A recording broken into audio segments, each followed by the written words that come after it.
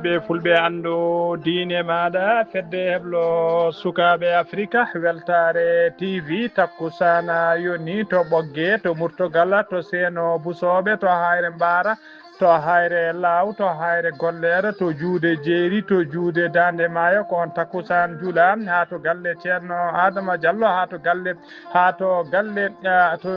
galle ceerno haadimo ceerno ndiaye ba to babaɓe ko taari ɗum kala ene jeeya e gardini kabaruji men to leydi Mauritanie état major général des armées mo leydi Mauritanie ɓe jeddi ha soori ladde kabaru kay wiyede kala saaha wonde jihadiste en ɓe leydi Mali ene jalta nder leydi Mali naata ha e nder leydi Mauritanie ɓe kolliri on kabaru wodani to leydi Sénégal aseta hanki o Bassirou Diomaye Faye waɗi kuccam mum huccudire jayndiyankoɓe o haali kay o arti ko fati hakkude makko Ousmane Sonko e ko fati kadi e candidature Macky Sall ko fati wonde secrétaire général de l'ONU to leydi Mali maître Mountaga ko avocat ko Mountaga Tall ko avocat dowlude no fewi ko neɗɗo dawrugol kadi ñalawma hanki o jamma hanki o noon biftama e nder galle makko tawi ko sagataɓe ɗiɗo ankagule araɓe tiguine mbumi jeeso men ha jeeta kañumen ƴettimo e nder galle makko to leydi Nigéria toon ko ɓeeɗo wiyeteɓe milice woni pelle joguitiɓe ɓe Nigéria naɓe mbadduɓe junggo e fandu e fedde joguitiɓe ɓe leydi Burkina e leydi Benin ha ko kamɓe mbaddi junggo e fandu kay ɓe mbaɗi jango mabɓe ɓe mbaɗi fodde 54 pullo aynaɓe e nder leydi Nigéria to leydi Maroc militaire uji ɗiɗi Amérique naɓe wonnoɓe exercice militaire kay mbaɗama porté disparu aseeda hanki o to banggue worgo leydi ndi kabaruji men joolam jaɓeri ma jaa ha to leydi Moyen Orient jeen ha to leydi Ukraine to leydi Sri Lanka bisimilla mone ketki kotodirte joni joni piren pacciren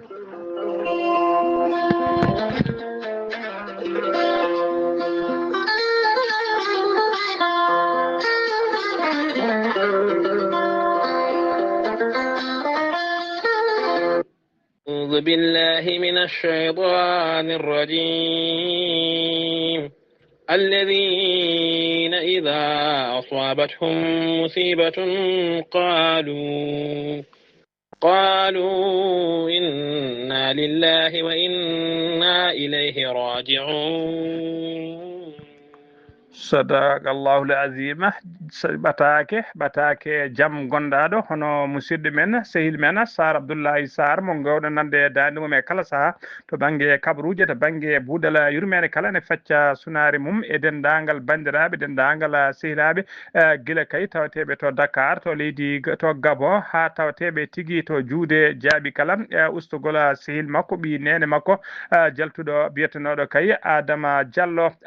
Diallo noon ko sehil makko kadi ko bamuma tokara makko yalti aduna noon ko jamma hanki o yalti aduna toon ko subaka aleda hande mbiyen to yalti aduna to Dakar to hôpital Fann mo Dakar caggal kay ɗeɗo balɗe ɗiɗi o wonano karɗo cellal dow inde Sar Abdoullahi Sar noon eɗen dutta eɗen mbiyete sunare men e dendagal bandiraɓe kala eɗen mbiye tande Allah yurmotomo yaafoma harnamo aljanna kanko e dendagal mayɓe julɓe kala allahumma amina eɗen dutta duwaw kadi dendagal bandiraɓe guila noddunoɓe Sar Abdoullahi Sar e duunoɓe ɓoggi karale kala onon kala nde Allah windan toon baraji so windi oto momto jokki en ɗam yo Allah jokku balɗe moon musidɗo makko noon Adama Diallo ko kamɓe gurduno toon to leydi Gabon ko kamɓe kadi gurduno toon to Dakar o jeeya noon koto wuuro witego juude jaabi ko toon tigui o jeeya o yalti aduna mbiɗen ko Dakar aleta hande o to hôpital Fann mo Dakar en mbi tan de Allah yurmotomo yaafoma harnamo aljanna kanko e dendagal mayɓe julɓe kala allahumma amina.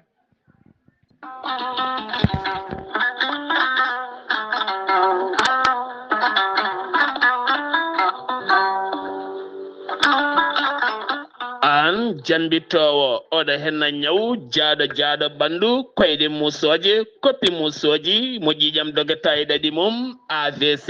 cardiaque tension diabète walla ni an donkuɗo foccade puƴiɗo donkuɗo jokkoyde enɗam ni juma ni jama e nokkuji goɗɗi kala jokkodire gorel te joni mbiya alhamdulillah.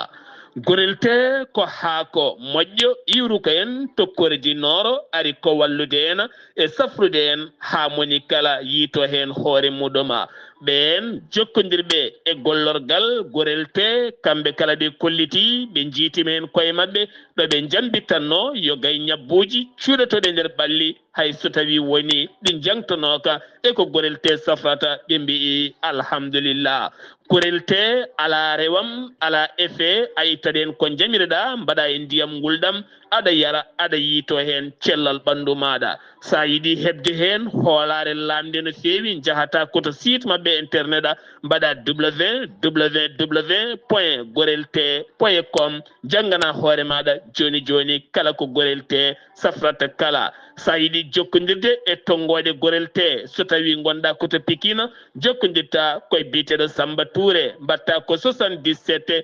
814 95 15 walla so tawi koto marché aslem gonɗa jokkodirta koye Oumar Gueye 77 640 37 88 so tawi noon gonɗa koto Guijilon walla Agnam jokkodirta koye Mame Diayel Sy mbatta ko 77 979 76 38 so tawi gonɗa koto Kanel e ko taari ɗum kala jokkodirta koye Aissata Abdoulaye Dioba mbatta ko 77 169 31 65 so tawi gonɗa koto Ranérou Ferlo e ko taari ɗum kala jokkodirta koye ceerno Abou Diallo mbatta ko 77 544 00 34 so tawi noon gonɗa koto leydi France jokkodirta koye Harouna Ngayda 06 50 99 64 43 musidɓe tedduɓe gorel te ari e men addani men tan ko jamma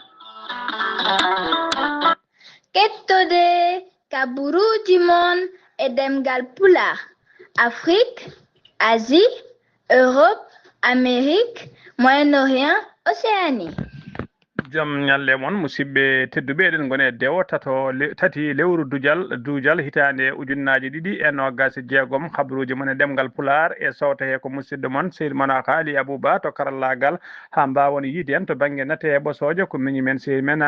monsieur Saydou Abouba hono mbiruɗen kawtu gardini kabaruji men jayde mon jayde weltare ɓiɓɓe fulɓe andu diine maɗa ne fecca sunare e musidɗo men seydi men Sar Abdoulaye Sarr mo kewɗen nande dade mum e kala saaha caggal kay jaltugol aduna sehila makko ɓi nene makko musidɗo makko tawi kadi ko bamum tokar makko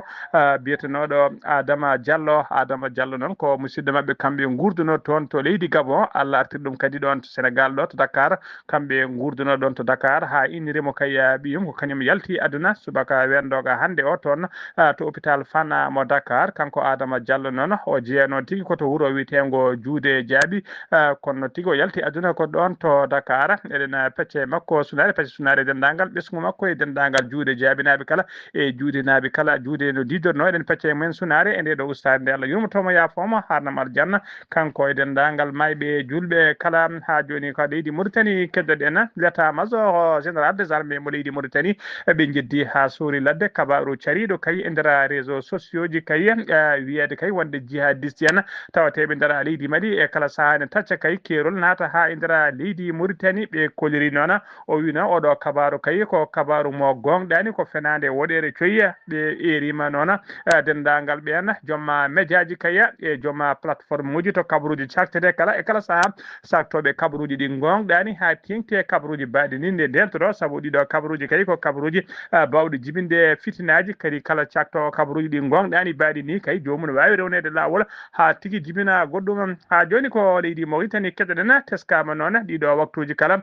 cakkitiɗi kay teskama tigui ngakkugol essence e nder yoga station ngaji ɗe service tawateɗi e nder noktoɗa hewɓe noon kolliri wonde kay wona essence ne ngakki e nder ɗin station ngaji ala ko joom station ngaji ɗi kay hebde ɗumen kabaru e haaqui kay ɗaminade kay tuggi hande fay jaam wone wawi tigui coggu carburant ngabba ɓeyde ko ɗum saabi kay yoga e mabɓe mbi kolliri tigui ko essence ala yoga e mabɓe kadi hay sine jeeyanma ko seeɗa mbima ko ɗum woni ko jaamira tawi ala ko miiji ɗon so wona stock mo jogui ko fadde kay ha carburant ɓeyde tawa ene mbawa profitde e ɓeydugol ɗiɗon cogguji ha joni ko leydi Mauritanie keɗoɗen Cheikh Wula Minni Wula Moulay Zeyna o yettini tigui duwawuji makko e duwawuji laamu leydi ndi kala ɓesgu Mauritanaɓe kala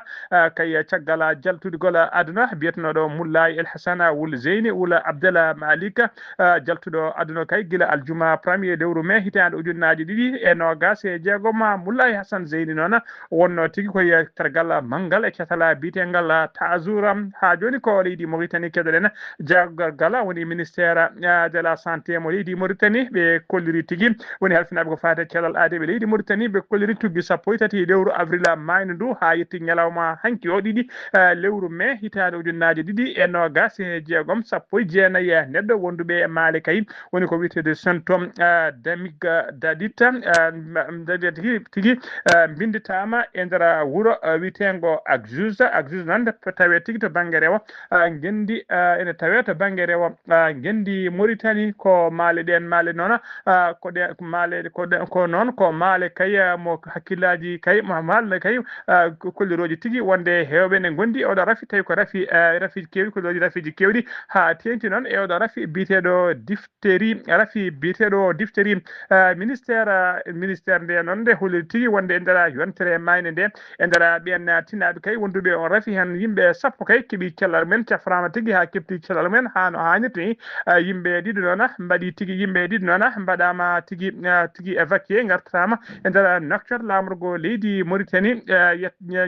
ƴettama en charge yimɓe jeeɗiɗi noon nana ha joni kay keddi e juuɗe safroɓe toon to Agjuja ministére nde noon holliri tigi wonde tuggi noon ko rafi o feeñi faade oɗo saaha joni hay goto kay ala hen mo rafi o yooɓi fittade muɗum ha joni ko leydi Mauritanie keɗoɗen le parquet mo Nouakchott ine bismi alada hande o tati lewru dujal hitande ujunnaje ɗiɗi e nogas e jeegom 17h30 woni saga mo octobre kaleten o dendagal ɓen jaydiyankoɓe e représentant ji médiaji tawateɓe e nder Nouakchott nde tawtorte kay conférence de presse moɓe ɗamini yubbinde kay toon to siège procureur de la république to banggue Nouakchott banggue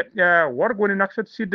nder conférence o noon ene ɗamina tigui ma alhaali kay ko fati e kaso rewɓe kay ma alhaali mum haali toon no fewi kaso rewɓe noon e oɗo saaha kala alhaali mum ne haali no fewi e nder leydi Mauritanie ha joni habruji men demgal Pulaar sen nummima to leydi Mauritanie koto leydi Sénégal paɗen aseɗa hanki o Bassirou Diomaye Faye hoorejo leydi Sénégal huccodiri e jaydiyankoɓe o haali noon ko heewi kay ko fati e gonka leydi ndi e ko fati rumeur kay woni rumeur tawi ko chrétien biteɗe kala sane woni tawe kay hakkude makko e hoore jagoɗɗo makko Ousmane Sonko kanko Bassirou Diomaye Faye noon o arti kay e jokkodiral makko kay hakkude makko e Ousmane Sonko o yeddi noon wiyede kay ko wiyete crise nana hakkude mabɓe o holliri noon hakkude mabɓe kay hakkude makko e kanko Ousmane Sonko gueɗe tati mawɗe noon nana hakkude mabɓe ko ardi kala ko wiyete institutionnel ko wiyete affaire institutionnel nana hakkude mabɓe gueɗe ɗiɗi ɓinguel noon ko wiyete personnel nana hakkude mabɓe ko wiyete ɓinguel noon politique kadi e nana hakkude mabɓe so tawi koye fannu institutionnel gadano noon o wi kanko Bassirou Diomaye Faye ko kanko woni hoorejo leydi Ousmane Sonko kañum woni hoore jagoɗɗe o wi noon hakkude hoorejo leydi e hoorejo jagoɗɗe mum alay saago kay confiance woni hoolare mawde wona hakkude mabɓe e oɗo saaha noon o wi kay hoolare nde nana hakkude mabɓe tawa kono tan de o holliri hayso hoolare nana hakkude mabɓe hoolare nde firtani ko chèque blanc woni tigui ala to haaɗi hoolare nde ne jogui tigui to haaɗi saabu kala o holliri saabu kala kay ñalawma nde o natti hoolade Ousmane Sonko o witta ɗum ha laaɓa o suuɓo Sénégal naajo goɗɗo o waɗa ɗum o ardina ɗum waɗa ɗum tigui jagoɗe waɗa ɗum hoore jagoɗɗe o wi noon wonde kay saabu kanko leydi Sénégal ɓurnimo hunde foof ko leydi Sénégal woni yeeso gueɗe ɗe kala so tawi koto fannudiɗo ɓo woni to banggue personnel o wi noon kanko o wi noon Ousmane Sonko noon ɓe ɓoydi hakkude mabɓe ɓoydi hakkude mabɓe kay ko enɗam woni ko wiyete connaissance familial ko ɗum woni hakkude mabɓe goto e mabɓe kala famille kala e nder famille aji mabɓe inde ɗe ko pilpiltodiri wone mabɓe foof ene inniri goɗɗo on walla jinnaɓe mum ene inniri goɗɗo on inde ɗe koko pilpiltodiri e nder famille aji he ɓe garti ɓe holliri noon o holliri noon ɓe gardi ɓe koko heewi kay ɓe holliri tigui wonde ɓe jaadi ko heewi kay fodde duuɓi sappo kay koɓe gollodo fodde duuɓi sappo kay koɓe mudda cikkiri kamɓe ɗiɗo hakkude makko e Ousmane Sonko o holliri noon so tawi walla caɗele gonɗe hakkude mabɓe kay tawi ko probléme ɗin caɗele ko interne woni ko hakkude mabɓe kay ɓe joddoto ɓe kaala ɗen caɗele haaletake externe woni yaltintake boowal so tawi noon koto fannu tata bo woni dawrugol ko wiyete politique o holliri ko kamɓe ndendi ko wiyete l'exécutif e nder dynamique politique jaaƴo no feewi o wi noon wonde Pastef meeɗani yaade kañum tan Pastef toujours yaade tigi ko yahadata koye coalition o wi noon ko on coalition mo Pastef yaadi keblunoɗo kay keɓɗo kay polgu e subgoji hoorejo li gaddimo jappere laamu o holliri tigi ko on coalition noon ko kañum tigi laamu to woni coalition de gouvernance o wi noon wonde crise institutionnelle woodani hakkunde woodani o holli noon crise kay ko institutionnelle ko woodani kadi ɗum jogorani wodde so tawi noon koko faati kay e candidature Macky Sall o namdama ko faati e candidature Macky Sall wonde secrétaire général yidde wonde secrétaire général fedde gotago windere de lonni o suuɗaki hen o wi kay wonde laamu leydi Sénégal yaadani kadi gembani kay e on candidature saabu kay ɓe kolliri saabu kabaru o holliri tigi uriɓe ko caggal leydi o wi kay ɓe teddiniraka ɗum haydara ko président ji ɓe jeeyaka e nder leydi he ummiɓe caggal leydi kañumen tigi gaari haalandemo jiiɗi kadi wadde pression e makko kanko noon o jaɓata kala pression ɗum noon holliri kay ko ha tengti noon ko ɓuuri hamnata ko wi ko émissaire goto tawi kadi ummori on émissaire woni nulaɗo tawi ummori ko Afrique centrale ko kañum tigi ari joddade makko yidde yettindemo ñagademo kay nde ɓe jaɓata ko fate candidature Macky Sall nde wonata tigi secrétaire général fedde gotago windere loni o wi noon kala Sénégal naajo jiɗɗo kay poste teddugal taw ko poste o baɗe ni foti ko arde yaɓɓa koyɗe mum yettina laamu leydi Sénégal laamu ngu gemba jomum ɗofta jomum yaada e muɗum hano hannirta ni taw kañum woni mbiri landaka ko o holliri noon ko hoorejo leydi foof ida to tigi tintinede ko hoorejo leydi foti idede tintinede e teddinirede o rokki yeru noon ko fate candidature o biteɗo Amadou Hott tawi ko Sénégal naajo jinnoɗo wonde président Badda woni banque africaine de développement o wi ndena on yettini laamu ngu noon yettiniɓe kay yidde candidature mum o holliri laamu ngu yaltini budget ɗoftimo kay ha kay duusimo waɗanimo campagne kay ha Allah hani ɗum to foti hadde o holliri noon kay tawi tigi alda kay ko jeeya koye ka landa walla koye kaɗo landa walla koye oɗo coalition walla ko oɗo coalition woni kamɓe foof ɓe jaade mum e mbadi wonde Sénégal naji o wi noon ko ɗum question de respect woni tigi teddugal woni hunde foof o wi noon ka Macky Sall o noon ko président ji jeeyaɓe caggal leydi kañumen jeeyaɓe caggal leydi jinno tigi wadde makko pression beele mo wiya eyi walla beele ɓe gonana candidature Macky Sall kanko noon pression nafata e dow makko ha joni ko leydi Sénégal keɗoɗen aseta hanki o ɗiɗi lewru duujal police yiiti réseau sagataɓe kay dartinoɓe kay yeeyde nebam tawi ko nebam ɗam moƴƴani nebam kadi ñawnowam tawi ko nebam ñameteɗam gaddo walla rafiji opération noon waɗi koto nokku to wiyete CM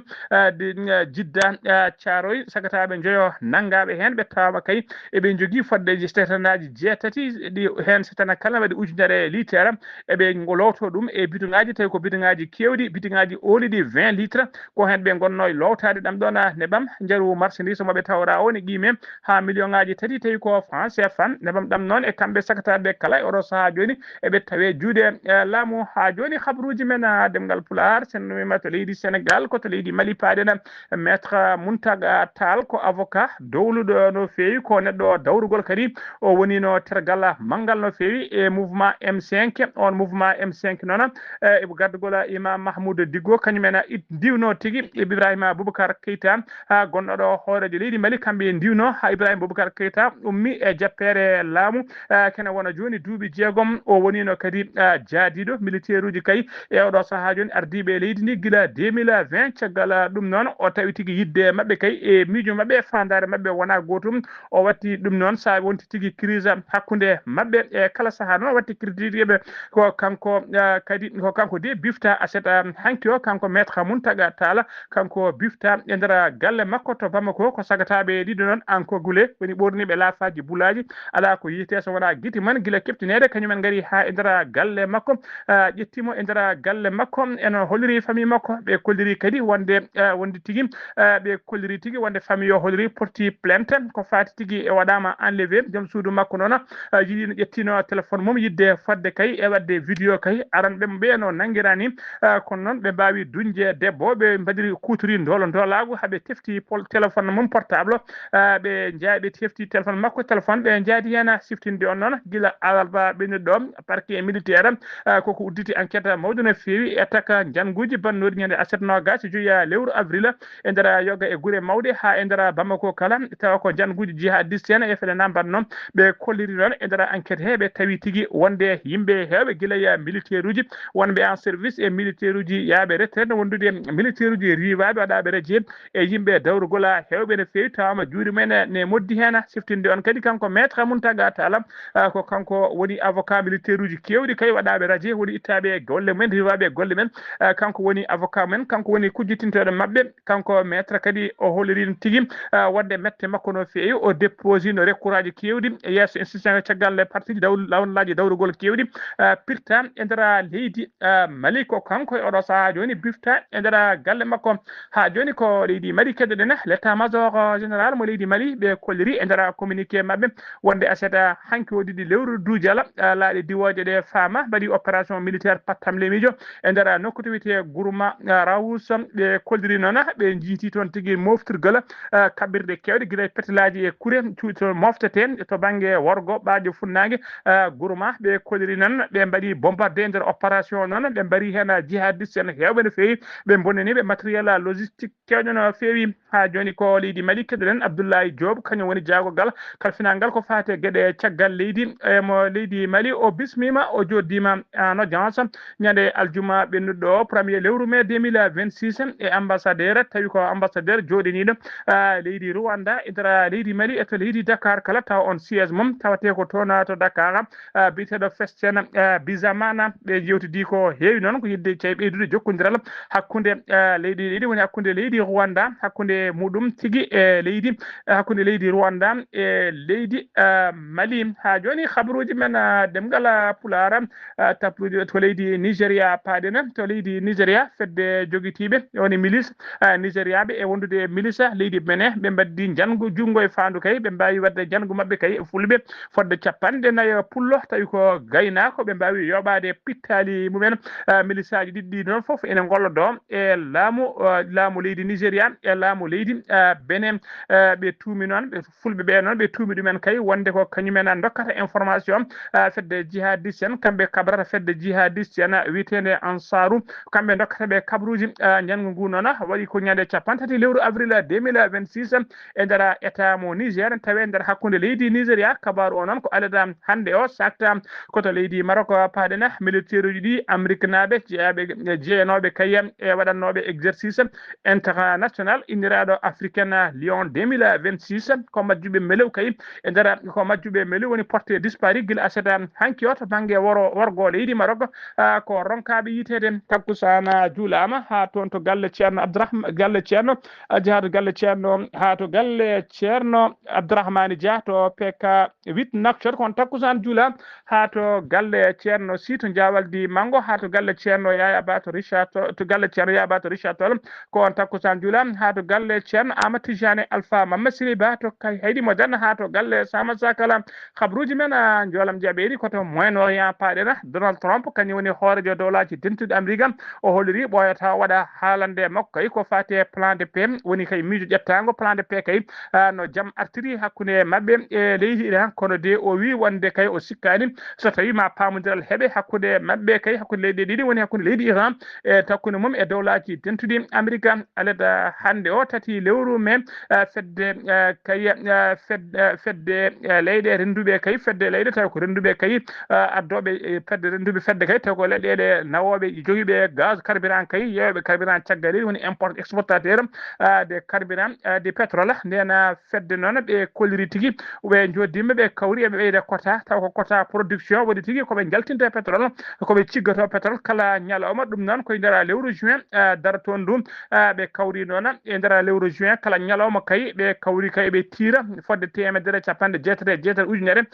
barigal kala ñalawma émirat arabe ini noon koye fedde he jeeno ɓoyani ko yalti émirat arabe ini noon soit taw jabde kay soit haalde so tawi ene yaadi e nden feere walla so tawi ala ha joni to Moyen-Orient to leydi to Moyen-Orient to Liban noon ko ministre mabɓe de la santé holliri tigui woni jagogal kalfinagal cellaɗade holliri kay wonde leydi Israël ene jokki ha joni jorde mabɓe kay bomboje e pettoje ñalawma hande o non neɗɗo goto warama hen yimɓe jeetato kadi mbarmi hen e bombardement mo leydi Israel waɗi toon to worgo leydi Liban woni to sud Liban koto leydi Sri Lanka paaɗena asata hande o walla aleda hande o tati lewru dujala police mo Sri Lanka ɓe kolliri tigui wonde ɓe nangui 40 e jeejuɗo chinois tumaɓe kay ardade e jeeyede e fedde taw ko fedde escroji funtoɓe yimɓe en ligne woni e weeyo tawi koye ɓoggi karalle e nder 40 e jeeɗiɗo nangaɓe ko yaroɓe duuɓi 24 ha duuɓi 35 e nder mabɓe noon tawe hen debbo goto e nder ndeɓe nanga noon e nder wittoji he tawama tigui ɓe tawɗama 35 tablette wondiri 144 téléphone portable e 100 carte sim e gueɗe kewɗe kadi ɓe puntiranno yimɓe ha joni ko leydi habaruji men jolam jaɓeri koto leydi Ukraine paɗen leydi Russie ne jokki kay jorde bomboje mum e pettoje mum e noldude dronaji mum e kala saaha e nder leydi Ukraine drone Russie noon waɗi frappe aleda hande o tati lewru men e nder wuuro witego Kersona neɗɗo goto noon wasi hen fittade mum bombo o noon ɓe tufino tigui walla bombo drone o ɓe tobɓuno tigui ko oto goto koye oto he bombo o yani yoɓima fittanu gonnoɗo e nder oɗon oto musidɓe tedduɓe gasi ha laaɓi ceer ko ɗum ɗo wonno komin tonga noon habruji mon e ɗemgal Pulaar e sawte ko musidɗo moon sehil moon Haali Abouba to karallagal ha mbawon yiide en to banggue nata bo sojo Saydou Abouba ñalawma janggo so tawi ala ko faali ma en ketto musidɗo men sehil men Sara Ablaye Sarr kettimalaki jaam yo jaam Allah jogomi jogo on